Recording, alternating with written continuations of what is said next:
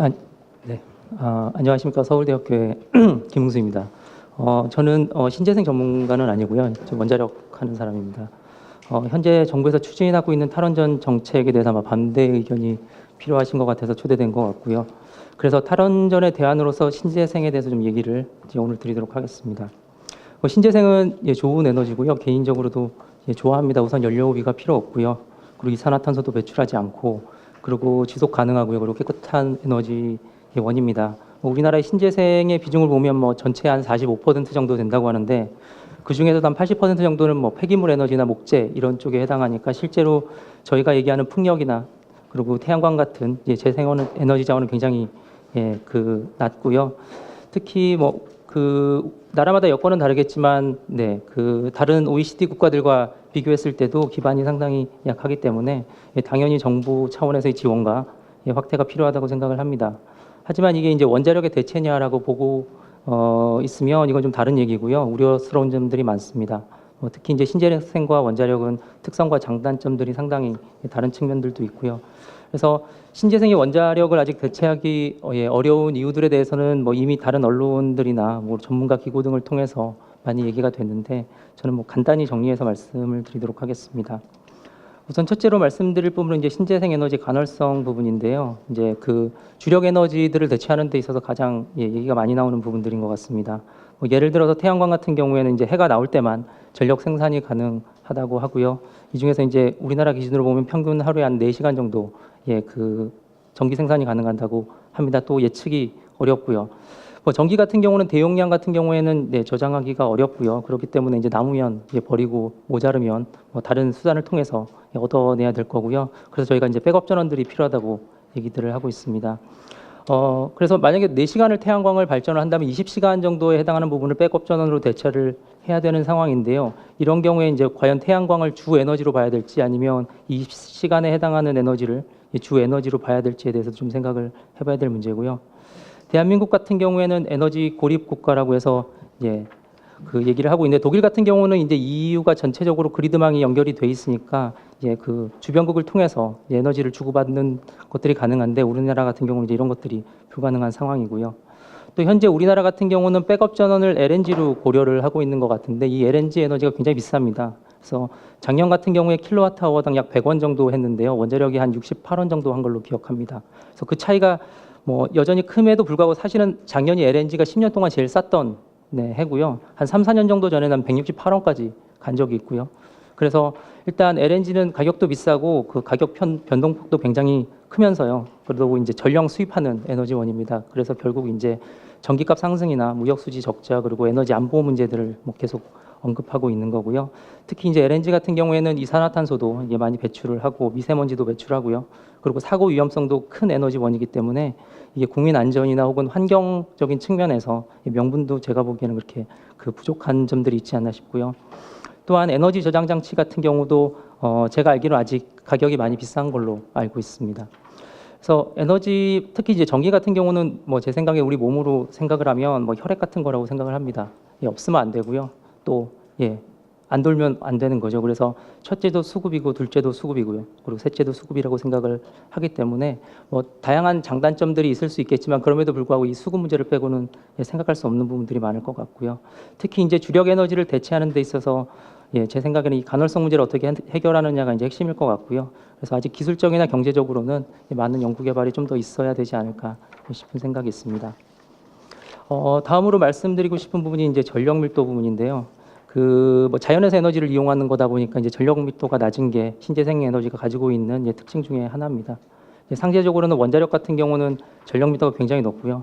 그래서 태양광 같은 경우가 기가와트당 약 10에서 한 15km 제곱 정도 필요하다고 하는데, 원자력 같은 경우가 그거의 한 100분의 1 정도 면적이 이제 필요한 상태고요. 풍력은 이것보다 훨씬 크기 때문에 따로 언급하지는 않겠습니다. 이 말은 이제 동일한 전력에 대해서 넓은 땅이 필요하다는 얘기인데요.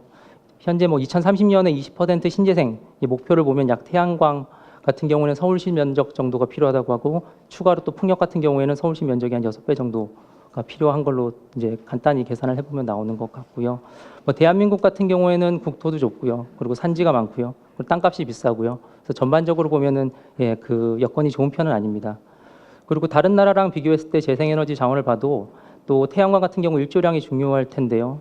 미국과 호주 같은 경우에는 60에서 70% 정도의 이제 우리나라 그 일조량이고요. 일조 시간 같은 경우도 지금 애리조나나 캘리포니아 같은 경우가 6시간 이상이라고 하는데 우리나라 영월 같은 경우가 가장 좋은 입지라고 함에도 불구하고 한 4시간 정도로 제가 알고 있습니다.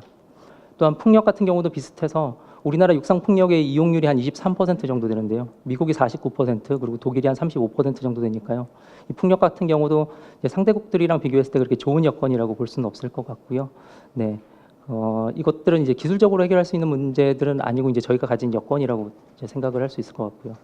그리고 이제 마지막으로 말씀드릴 부분이 이제 경제성 부분인데 저희가 이제 주력 에너지를 대체하는 데 있어서 이제 경제성 굉장히 중요한 부분일 것 같습니다. 최근 정부 발표에 따르면은 이제 전기값 상승은 없을 거고요. 그리고 미미하거나 그럴 거라고 이제 발표는 하는데 개인적으로는 좀 동의하기 어려운 부분들이 많이 있고요. 확실한 사실 중에 하나는 일단 신재생을 도입한 나라들이 전기값들이 다 상승을 했습니다. 그리고 도입 정도에 따라서 상승폭이 컸고요. 예, 그것들은 또 뭐 EU 국가를 비롯해서 일본이나 이런 나라들을 포함해도 예, 같은 경향들을 보이고 있고요. 그래서 우리나라 입장에서 사실은 신재생의 양이나 질이 좋지 않은 상황이고요. 그리고 에너지 서민 상황이고요. 그리고 땅값도 비싼 상황이라서 전반적으로 여건이 좋지 않음에도 불구하고 다른 나라들에 비해서 전기값이 굉장히 적게 오를 거다라고 예측하는 게 개인적으로는 좀 납득하기 어려운 부분 중에 하나라고 말씀드릴 수 있고요. 지금 독일 같은 경우가 2000년부터 시작해서 현재까지 전기값이 한 3배 정도 상승을 했는데 저희가 이제 2000년부터 말씀을 드리는 이유가 이제 2000년부터 독일에서 이 재생에너지법이 시작되면서 본격적으로 이 지원책이 시작이 되기 때문에 우리나라 지금 상황이랑 상당히 비슷하기 때문에 이때부터 말씀을 드리는 이유고요.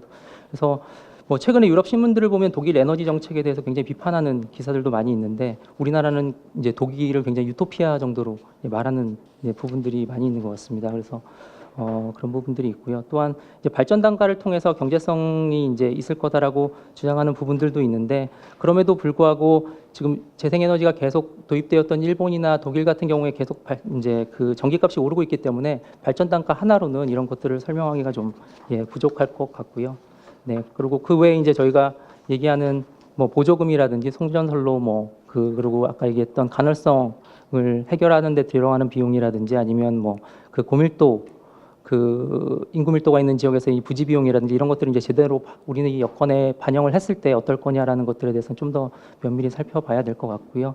그래서 재생에너지에 대해서 지나치게 낙관적인 경제성 전망은 개인적으로 좀 위험하다고 생각하고 있고 아직 증명된 바가 없기 때문에 사실은 좀 기다리면서 봐야 될 필요가 있을 것 같습니다.